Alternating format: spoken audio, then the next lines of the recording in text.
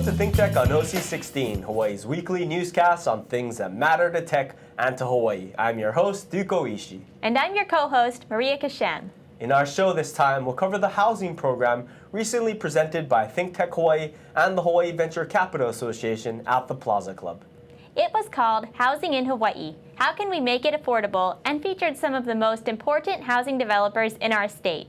Opening remarks were presented by economist and provocateur Paul Brewbaker. When I got the assignment, I went to the HVCA website and checked out the description, and the title is Hawaii Housing Something, Waking the American Dream, and I started to think about whether we're not actually in a sequel of the movie Inception, because technically the dream doesn't wake. The dream's what you have when you're asleep. Then I started thinking maybe we're living in the dream in the dream. Anyway, I got confused about it and put it away for a few weeks. I was told I could have 5 slides, which anybody who knows me knows that this is starvation diet. And so what I decided to do instead is to make a few observations and then actually show you the 5 slides as a foundation for the discussion to follow. The observations are also taken from the description of this program on the website, which started out with a sentence that read something like, with Hawaii tourism normalizing and real estate recovering or something, real estate, what was the word? Somebody named Admin posted this sentence. And I thought, well, let me get this straight. With tourism normalizing, so let me get this straight. We're 1 million tourists above the all-time high this year. We're 2 million tourists above where we were 3 years ago, and that's normalizing? I'm thinking, really? It's so bad, it's the best year ever. And then on the residential side, I was thinking, well, recovering, that would be like starting to get better, as in median home prices on Oahu today are the same as they were at the peak in 2006. Is that what we mean? Because I'm thinking at the peak, that's a pretty good place to start. And herein lies the problem. The problem is not demand, even though we're all, what I'm talking about here, is there enough demand? Are there enough tourists? Will there be enough pake guys from Taiwan getting off Hawaiian's nonstop flight to buy half the condos in Kaka'ako? Our moderator for the program was Harry Saunders, president of Castle and Cooke, Hawaii, one of the biggest housing developers in the state and a leader in the field. We're talking about housing, and with this panel here, we were each supposed to come up with a one word to talk about our, what our talking points are. What's the point? Mine is simple. I'm a country guy. I'm public school, so mine is can. Not no can, can. And then when you're looking at this panel, these are all guys who can and show that they can. Luckily, I've been involved in housing, and I've been here in Hawaii. I've been involved in delivering some 20,000 homes in Hawaii in some 40 years. And we've got a great panel. You're going to hear about, yes, Kaka'ako, but you're going to hear about much more, because the housing question is a very broad subject. And we've heard about economics. We're hearing about housing shortage, rising prices, Paul alluded to. And it's simple. Paul didn't give his one-worder, but it's Econ 101. Supply, demand. Demand's not a problem. Supply is the problem. The panel itself consisted of Tony Ching of the Hawaii Community Development Authority, Stanford Carr, a developer, Paul Kay of Kamehameha Schools, Nick Vanderboom of the Howard Hughes Corporation, John Wallenstrom of Forest City, Hawaii, and John White of Pacific Resource Partnership. It was a stunning array of the players in housing in Hawaii. The neighbor islands has a lot more elasticity than Oahu, especially in this cycle compared to the last cycle that we saw back in the early 90s. I've now been around long enough that I'm no longer called the kid as I was 20 years ago in this business. I've got some gray hair and some wrinkles now, and I'll probably finally get some respect here. But the neighbor islands had taken a tremendous hit this time around in this down cycle. Much of the islands peaked out in 2006 and bottomed out in 2011. Oahu has been very resilient, as Paul has said.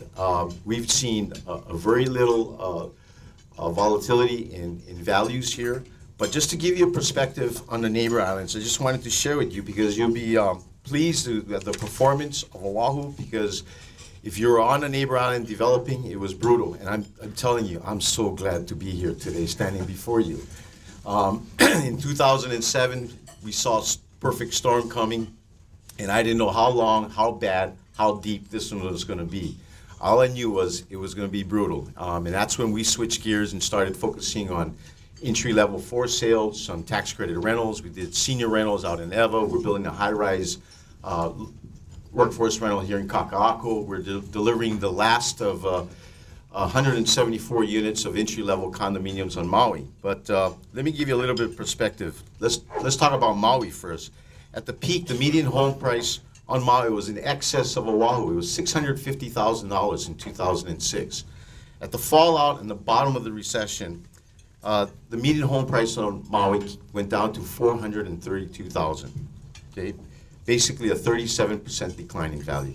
Now it's slowly bouncing back. We're seeing an increase of about 19% over the bottom over the last 2 years, and we've actually in our entry-level condo, as I spoke to earlier, Ho'olea, 2 years ago we were selling 2 bedrooms for $200,000, the 3-bedroom units for roughly $250,000. Those same units today are reselling at $280,000 to $340,000. So that gives you an indication as to where we're going, that we've seen bottom, the worst is behind us, and that we need to bring more supply to the marketplace in order to have equilibrium in the marketplace, or we're going to have a lot more homeless people. I'm going to take Harry's word, can. So HCDA can, and we have. So my calculations in terms of under construction, permitted, and in the pipeline is over 4,000 residential units. And I have pre-pipeline perhaps another 1,000 units. Okay, and in terms of timing, it should happen, it needs to happen, as Paul says, in a very limited window. And so there's going to be competition amongst all my co-panelists here to produce on a timely basis what is needed in the market. And again, you cannot delay. So can, in terms of the regulatory aspect, I think we're trying very hard to do that. And then I'm going to skip in since I went to that other Hawaiian public school, Kamehameha, and I'm going to say that my other word would be we better. Okay. Now, but my real word that I was going to use is POD. We've been throwing around the term TOD for so long, and everybody's been enamored with the thought that what that means is a bunch of density around transit stations. Okay, does that really register with you folks? I mean, it didn't with me, because it really isn't about just density. It's actually, you have to have a product, an area where people want to live. And at this point, for all the good work that Kamehameha has done in terms of generating cultural awareness and with the retail opportunities of Howard Hughes and the other, we have a lot of energy, and we have cultural, we have performing, we have public facilities. That Waterfront Park is supposed to be a public gathering place, not just for Kaka'ako residents, but for Honolulu. And so this should be a place where we want to go. And I'm here to tell you that a lot of people will want to come here because of that energy, and because the best transportation option is just live there. Okay, so that's why we have this activity. We expect more of it. From a diversity standpoint, I very much expect that of those 5,000 units that we talk about, that there might be as many as 40+%, which I will categorize as workforce housing. KS spends approximately $350 million every year on education. 98% of that is derived from its endowment, which is comprised of both traditional financial assets as well as over 360,000 acres of land across the state. The financial assets contribute about 50% of that spend, but it's the commercial activity on only about 1,100 acres that contributes most of the rest. The development programs associated with KS's Kaka'ako Master Plan and other development projects that it's involved in play an integral part in that spend. So Kaka'ako has been a hotbed of talk for decades, but it's only now coming into its own. When I was a kid, HCDA was formed to join the strengths of the private sector and the public sector to conduct long-range planning and create a new community. I'm 49 years old now. There was a good start with a plan and a set of guidelines that seemed appropriate at the time, and extremely critical infrastructure improvements were launched and many completed, creating a valuable proving ground for what could be the future community. As you know, a few projects were begun, but truthfully, the emperor of housing in the 70s, 80s, and 90s was suburbia, and that was in direct response to consumer demand at the time. The city was a lousy place to live, and the outline plan communities promised so much. Your own four walls, nearby schools and shopping, walkable communities where you knew your neighbors, and the proverbial picket fence. That promise was realized and remains true for many, but for some, I think they're now seeing that seeing the emperor's new clothes a little differently. Heavy traffic, long commutes. You leave when it's dark, you come home when it's dark, resulting in little opportunity to meet your neighbors during the week, and weekends then full of chores that you couldn't get to during the week. Schools, shopping, and other necessities of life far enough away that walkable was more like drivable. The other word I would use to describe it is competition. And many of you who know me know that I played football at USC for Pete Carroll, and that was his favorite word in the dictionary was competition. And I think it's a good thing, because I think this whole panel, and I'm really honored to be a part of the development that's happening here in Kaka'ako, and to be working with this whole group on the panel to be building a great neighborhood and community within the city of Honolulu. And I think as we compete against each other, we make each other better, we develop better product, and I think we also complement each other as we move ahead. So we have a little bit of a unique perspective in that we have 4 master plan communities in the mainland. And those communities have 80,000 acres, over 300,000 people living in them, and they're 3 of the top 10 selling master plan communities in the U.S. right now. In Houston, 2 of them are in Houston and 1 in Las Vegas. And I think what we've found in those communities is that by investing early in creating great places, great public spaces, great streets, and upfront investments where you're not making a lot of money in those initial years, but we've been able to create great places that today sell for substantial premiums to homes that are down the road, the exact same home, but in Summerlin or in the Woodlands versus outside of that. So I think what we're trying to do at Ward Village is to really create an urban master plan community, and a place that when people come to Ward, they see that the Howard Hughes Corporation is a long-term owner, that we're committed to being here for a long time, and that there's a lot of value in having certainty about not just buying in an individual tower, but knowing what's happening in maybe 20 towers around you.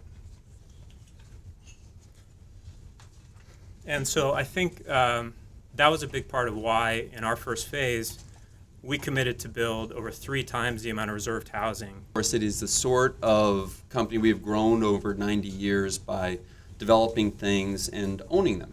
So we build income-producing properties.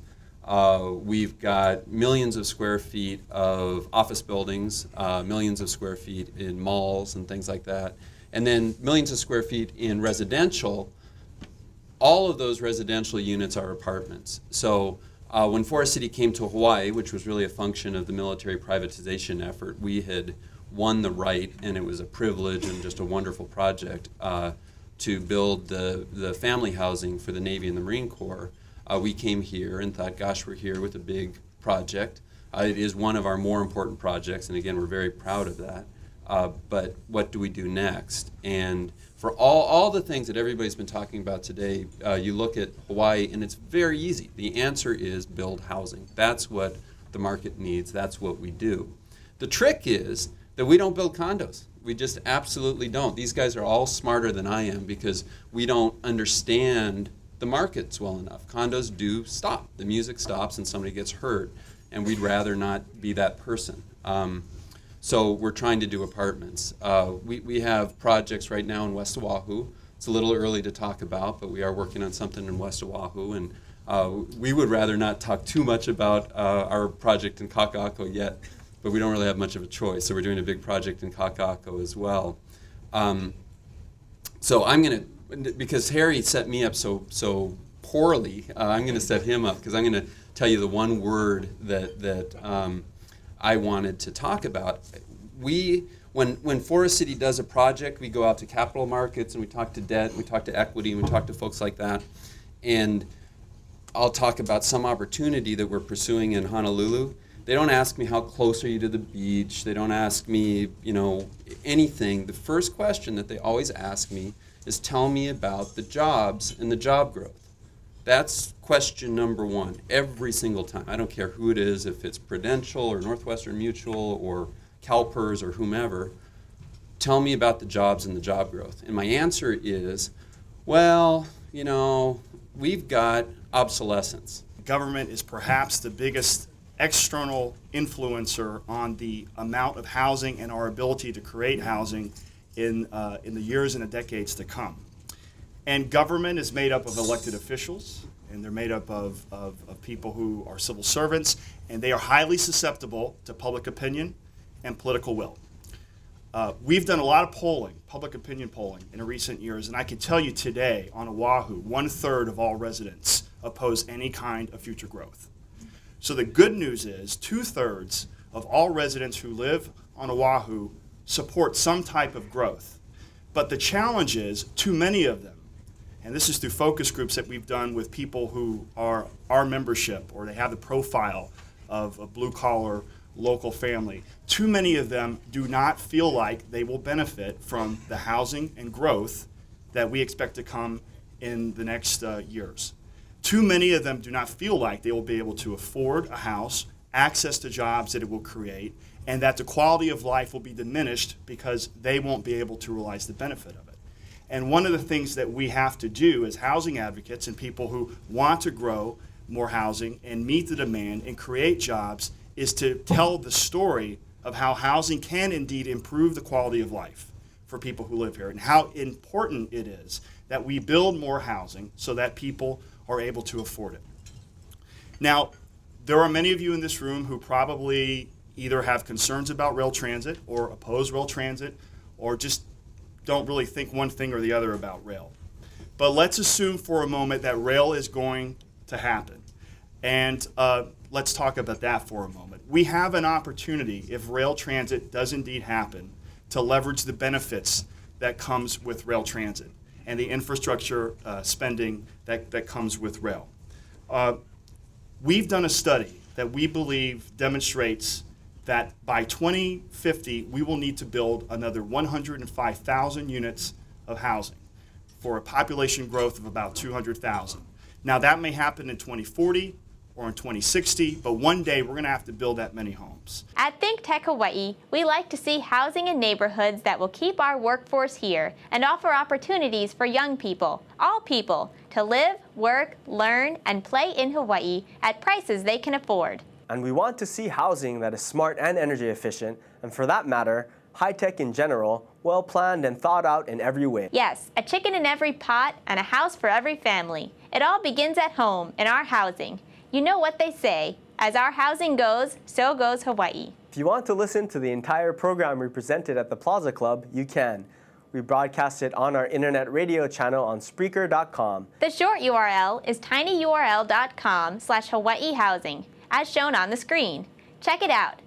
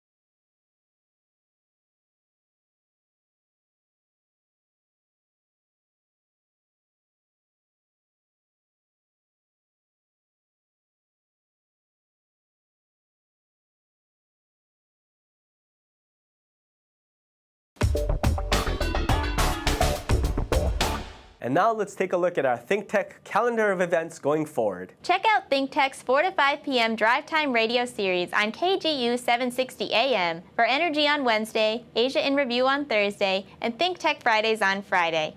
We also stream video and audio of all of our shows live on the internet, and we replay them throughout the day on ustream.tv. Visit ThinkTechHawaii.com for our live stream and YouTube links. Raise your awareness on ThinkTech Hawaii. On Thursday, July 25th, the Hawaii Venture Capital Association and ThinkTech will present a luncheon program at the Plaza Club entitled Drones Over Hawaii, featuring a discussion of the technology, the ethical and legal considerations, related business opportunities, and the implications for foreign policy. The program will be moderated by Peter Crouch, Dean of the College of Engineering at UH Manoa. You can sign up for these programs on hvca.org. And now, here's Bill Spencer, president of the Hawaii Venture Capital Association, with this week's Spensation. You know, Bill, I mean, it's well known that as housing goes, so goes Hawaii. So my question to you this week is, how is housing going? Well, I can only speak for my neighborhood, which is Kaka'ako. And that clearly is where all the action is right now. You know, for the 2 weeks running up to our meeting, there were nothing but stories about Kaka'ako and the plans for Victoria Ward, now Howard Hughes, and Kamehameha schools. 22 buildings on the, on the drawing boards. Several popping up right now. Several selling out, virtually overnight, and at prices that seem really crazy. I mean, one bedrooms as high as $760 a square foot. So I don't know where the money's coming from. And I don't know what we're going to do with all the people. Right now they say about 12,000 people live in Kaka'ako. And that is going to double, more than double. Where are all the cars going to go? Of course, our panelists, many of them think that folks are just going to walk to work. And clearly that's possible. Kaka'ako is the gap between downtown and Waikiki. And if you've got the energy and the right shoes, it's a 10 or 15 minute walk to the heart of downtown. And that's really great. It's a 10 or 15 minute walk to Ala Moana. So it is possible. And it's possible to ride your bike. But they've got to have the infrastructure. And that's the real worry. Will those pipes hold out? Are they going to make bike lanes? Is the rail going to really be used by the folks living there? I don't know. But I can tell you one thing, the natives are restless. The HCDA had a meeting just this week, and it was a standing room only crowd, all about HCDA's plans for just a couple of buildings. The building that's going to take over the CompUSA space. Neighbors are up in arms. And they're not letting anything slide. They're worried about setbacks, they're worried about green space, they're worried about the developers getting by with breaking the rules.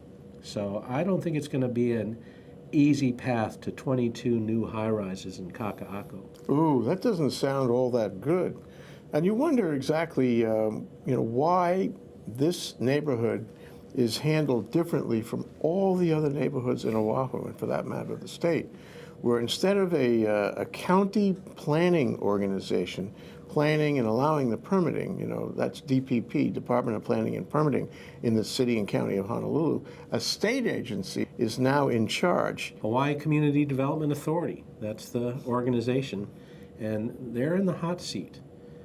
I think the other thing that really is tough for me to wrap my head around is this notion of affordable housing. What is affordable housing? There's a new unit going up right near where I live, 15 stories, affordable housing. Family has to be making $90,000 to afford a 3-bedroom. What we have here is a neighborhood planning process that's being driven by economics and political interests rather than by the larger picture, the community good. Well, it also gets back to the economy and the need for a tech sector that's growing, that's exporting knowledge-based goods and services.